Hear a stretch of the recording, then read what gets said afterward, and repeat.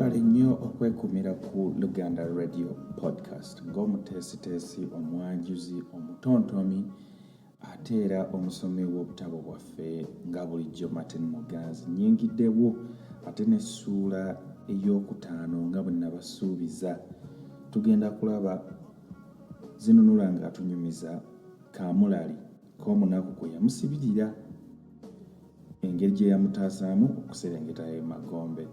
Kakati nno nze ndi musanyufu nnyo okuwuliriza ate emboozi eno Zinunula gy'agenda okuzaako. Yate kati ggwe olinze ki naawe tereera tusumulule emboozi egwa makerenda.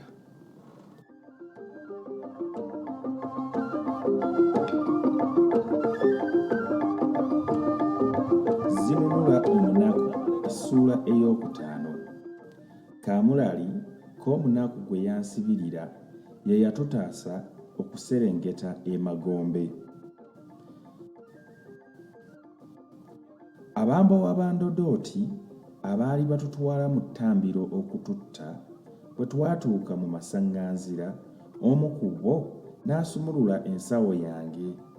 Kazzi ne tulya mmula wange mwannyinaze Komunaku gwe yansibirira lyasumulukuse dda. Mmula asaasaanidde mu nsawo yonna.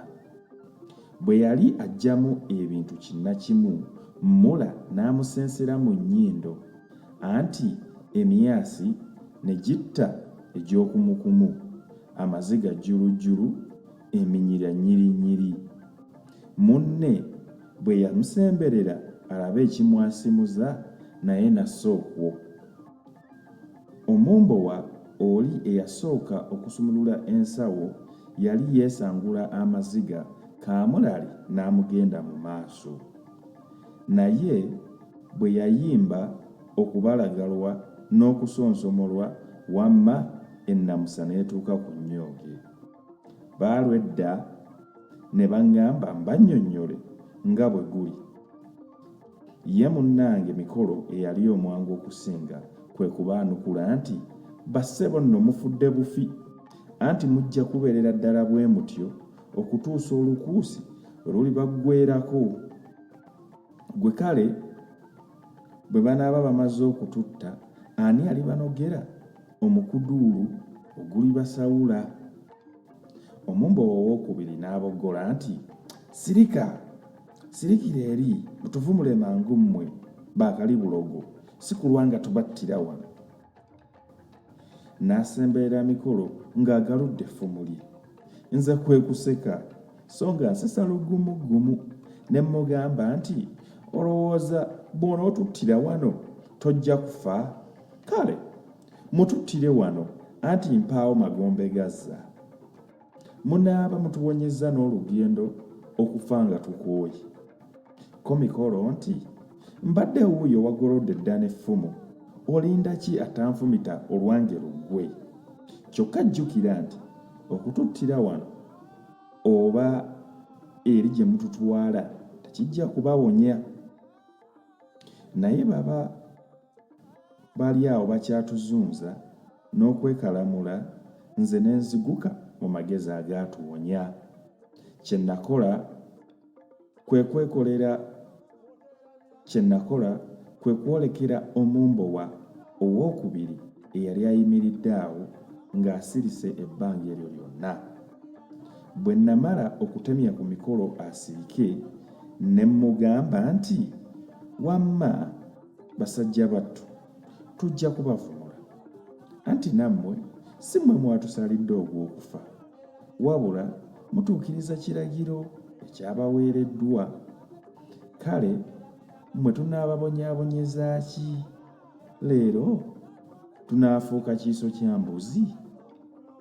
Ebigambo ebyo nabyogera mpola ddala, nga buli kimu nkisimbako amannyo era nga nkiggumiza.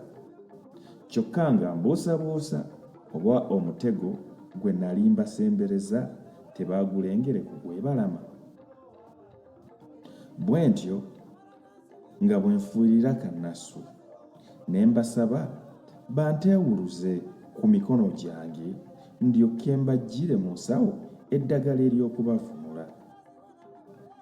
ko omumbowa oli nalukalala n'agamba nti litulagirire naffe tulina engalo ezirijjamu oyagala tukusumulule oyongere okutuloga ko munne olina agatambaala ebitambo ebinaakujja omusaayi mu matu ono omusajja gwe tusibye emiguwa ku magulu asobola atya okutuddukako ne bwe tumusumulula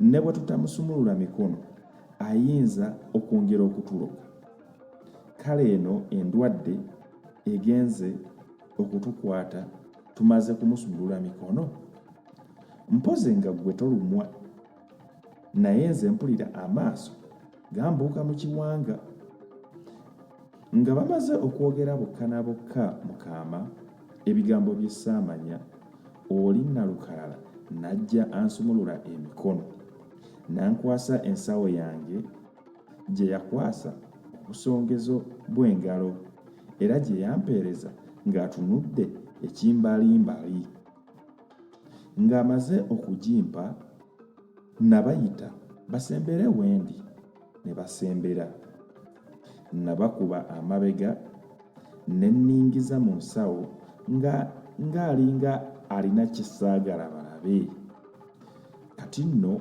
nenjoola olubatu lwa mmula nga tebannategeera nakyenkola nenkyuka omulundi gumu nenduba metta lwonna mu maaso awo ne gubula asala omu yali akunukiriza anteme n'atema munne baabo bambalaganye ebigo bisse kino kyali kyono kino kyamulala bwe nali nkyatangaaliridde mbatunuulira nga bwe beekuuyenga ne nzijjukira obulamu ne mmagaamaga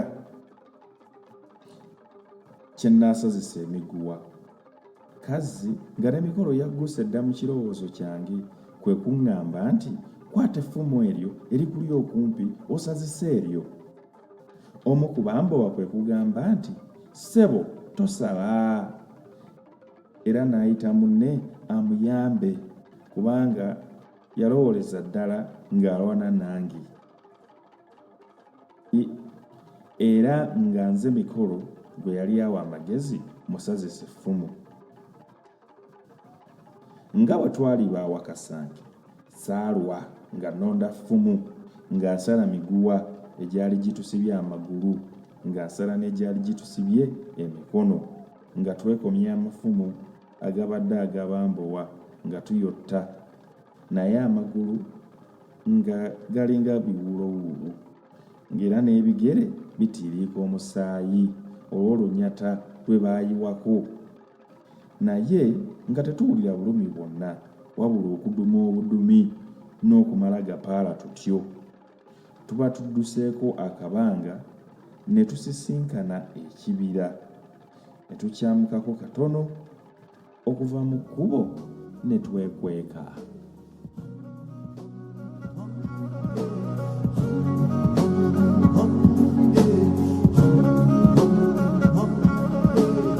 eyo nno yebadde essuula yaffe eyokutaano nga tulabye Zinunula ne mukwano gwe Mikolo nga beeyiya nga bwe twogera ennaku zino n'okutoloka ku bambowa abaali babatwala okuttibwa ng'era tulabye mulo oba mmula